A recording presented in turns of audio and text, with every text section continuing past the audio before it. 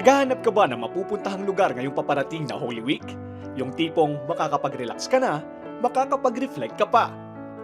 Ilang kilometrong biyahe lamang mula sa Our Lady of the Rosary of Manaoag Church, mararating na natin ang Mount Grona Calvary Park na matatagpuan sa Barangay Lipit Sur, Manaoag, Pangasinan. Isang tahimik at malawak na pilgrimage site na magbibigay sa atin ng pagkakataong magnilay-nilay habang bumabalik sa kasaysayan. Pero bago natin pasyalan, quick history muna tayo paano na ipatayo ang Mount Grona Calvary Park. Pinatayo natin ito nung pandemic. Nung pandemic, na-stress tayo, Lester. Kaya ang gagawin ko sa buhay ko, alangan naman na yung sarili natin ay ipabayaan natin. So ito yung naging output natin at nabuo natin. May mga hiniling kasi ako, Lester, at granted yon.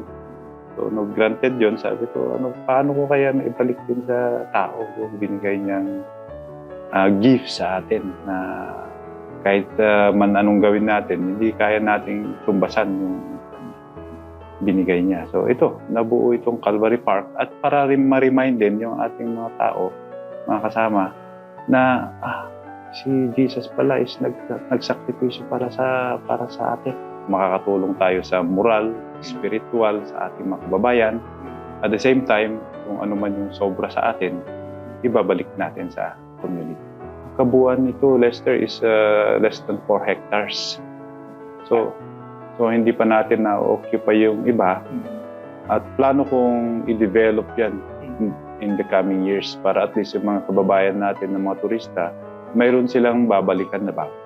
Bubungad agad sa mga bisita ang isang mini chapel kung saan nakalagak ang replika ng rebulto ni Our Lady of the Most Holy Rosary of Manaoag. Makikita rin sa Religious Park ang Stations of the Cross at isa pang kapilya. Ang favorite natin yung crucifixion kasi si Jesus Christ, and then itong chapel natin, si Our Lady of Manaoag.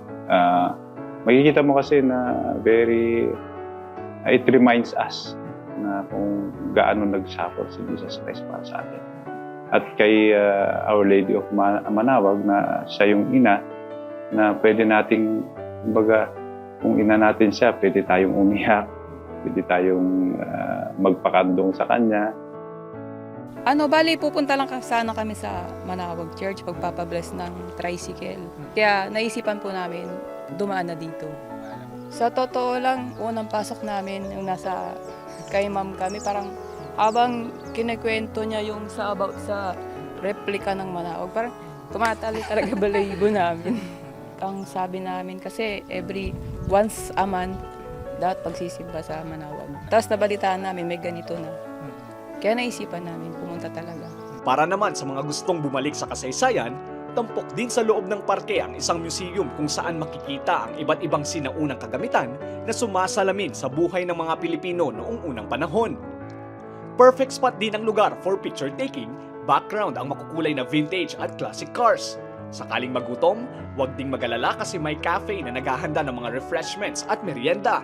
Doon sa museum, makikita nyo yan yung history na natin. From the Chinese, Spanish, and then sa mga natives. So naka-category siya. At yung mga yun is may mga evidences na nakolekta natin. Mga antiques and artifacts. At saka mga memorabilia. Meron tayong makikita dyan. Kumbaga, synchronize yung history natin at doon nagpapakita kung saan tayo nagmula at kung saan tayo nagtapos. Makikita mo yung mga Volkswagen. Very iconic kasi siya doon sa history niya. Natawag nga dyan, people's car. So, ang ibig sabihin ng people's car, lahat. Para sa mamahirap, lahat. Kasi very unique piece ng history. Bukas ang Mount Grona Calvary Park araw-araw mula alas 5 ng umaga hanggang alas 8 ng gabi. Inaanyayahan ko po kayo na bumisita po sa Mount Grona Calvary Park. At maasahan niyo po na mag-i-enjoy po kayo dito, hindi lamang sa mga museum at mga art. Kumbaga, mafe-feel nyo rin yung ating Station of the Cross. At ang Manawag po is one-stop shop. So pagkasimba ninyo, pwede kayong dumaan dito para ma-experience naman kung ano ang meron ng Manawag. Lester Narang, Balitang, Solid North.